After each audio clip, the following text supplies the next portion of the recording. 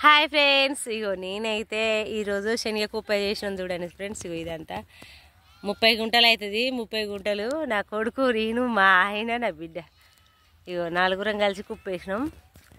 ఇది ఎంత కష్టమో చూడు ఫ్రెండ్స్. ఇగో మేమైతే 10,000 పెట్టి లూట్ వేటర్ కొట్టించి విత్తనాలు తెచ్చి 2 నాగన్లు పెట్టి వేపిస్తే కనీసానికి ఇది గిట్టుబాటు రేట్ కూడా లేదు దీనికి.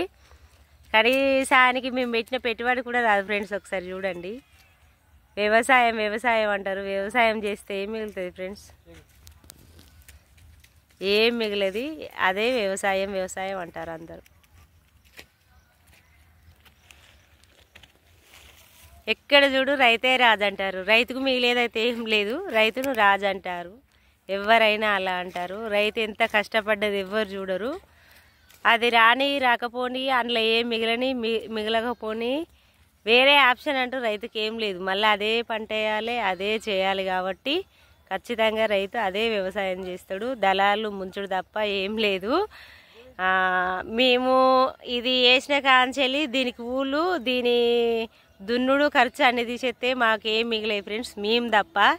అందుకు రైతు రాజాన్ని గొప్పగా మురవాలి. ఈ తెలంగాణలో అయినా ఎక్కడ అయినా రైతుల కష్టం ఇలా ఉంటుంది.